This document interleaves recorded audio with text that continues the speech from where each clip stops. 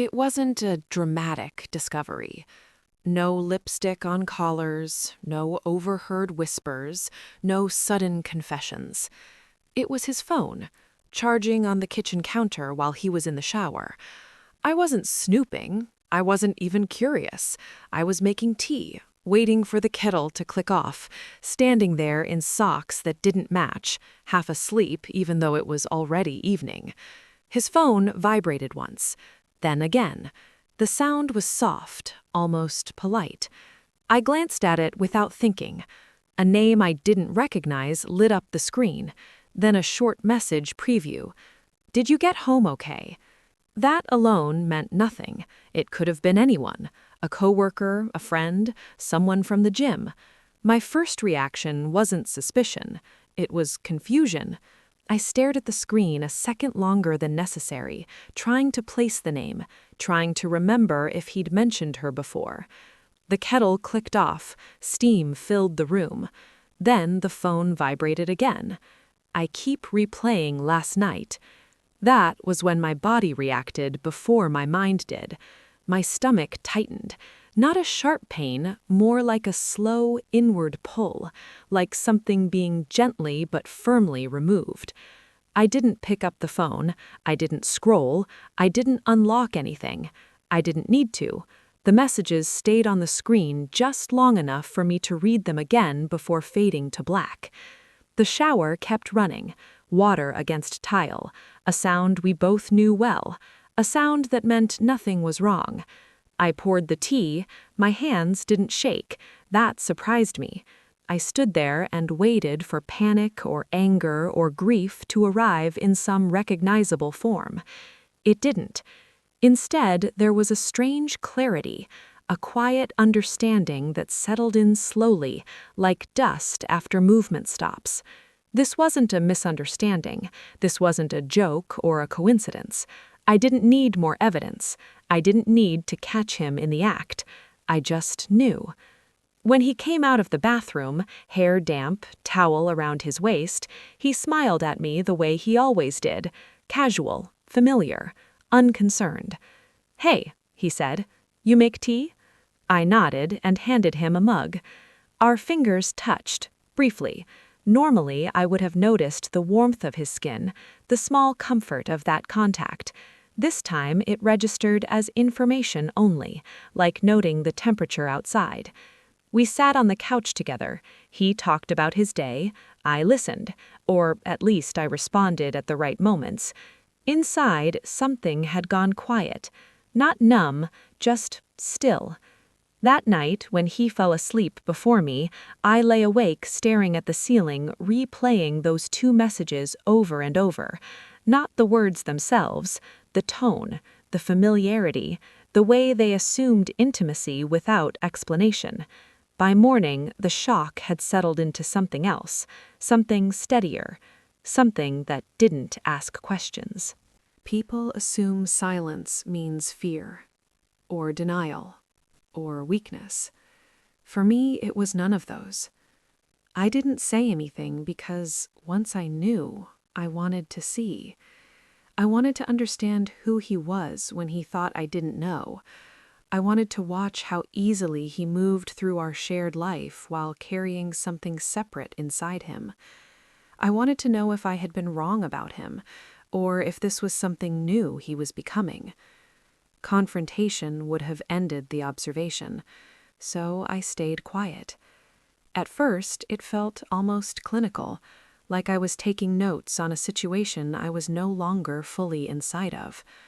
I noticed how he angled his phone away from me now, something I might not have registered before. I noticed how certain messages made him smile quickly, privately. I noticed how he sometimes left the room to take calls he used to answer anywhere. He didn't suddenly become cold or cruel. That would have been easier to understand. Instead, he stayed mostly the same. Kind, attentive in small ways. He still asked if I wanted anything from the store, still remembered how I took my coffee. That was the hardest part. My silence cost me sleep. It cost me the comfort of honesty. It cost me the easy intimacy of saying what was on my mind. But it gave me something else: distance. I stopped leaning into him on the couch. I stopped reaching for his hand without thinking. I still smiled, I still laughed at his jokes, but there was a slight delay now, a fraction of a second where I chose the response instead of letting it happen naturally. He didn't notice.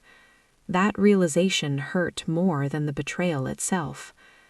At night, I started turning away from him in bed.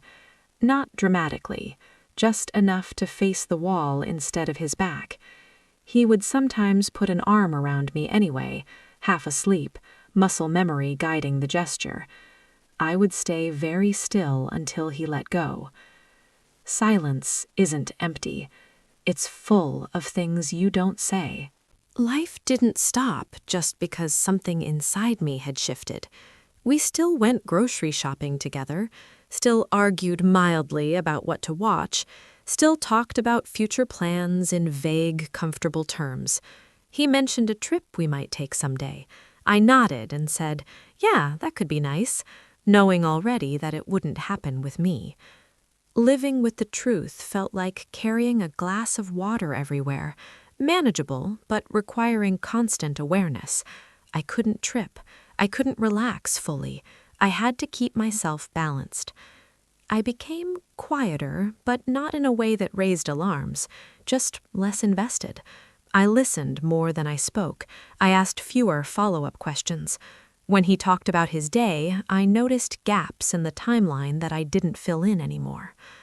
Sometimes I wondered if he could feel it, the gradual withdrawal, if he sensed the warmth leaving the room slowly, degree by degree.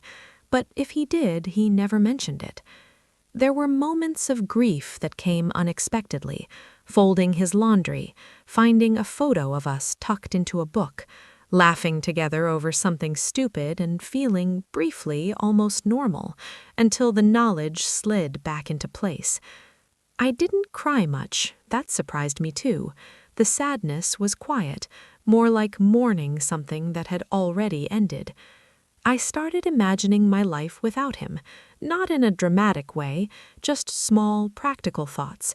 How the apartment would sound without his keys at the door, how my mornings would change, which parts of myself I had put aside to make space for us.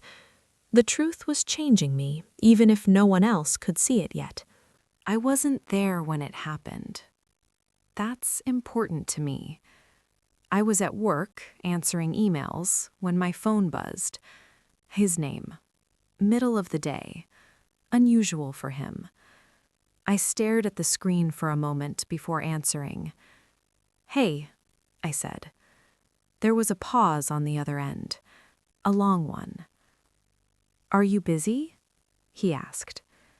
His voice sounded different.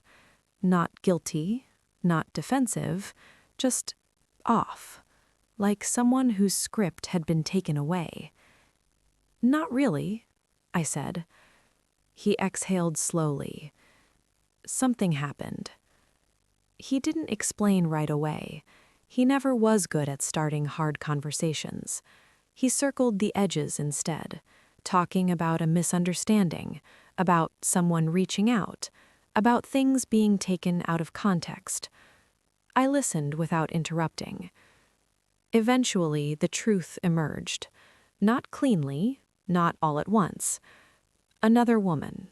Messages found. Assumptions made undeniable by evidence he couldn't control.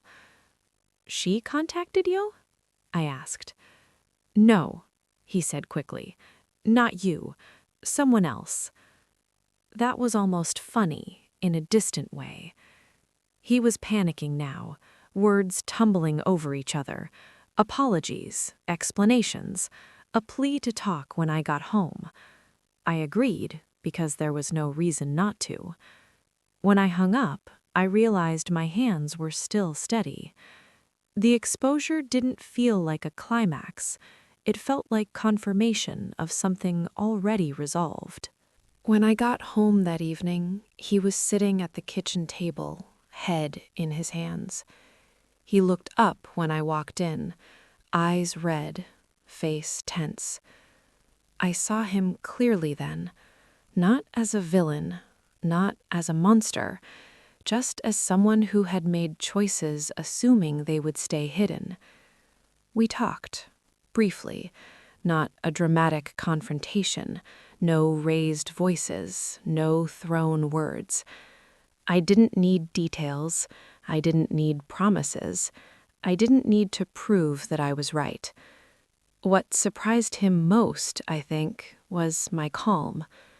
At some point he asked, "When did you find out?" I considered lying. It would have been easier, but there was no point. "A while ago," I said. His face changed, shock giving way to something like fear. "Why didn't you say anything?" I searched for the answer that felt true without being cruel. "Because I needed to understand what it meant," I said. And I had. I had already mourned the relationship he thought we were still in.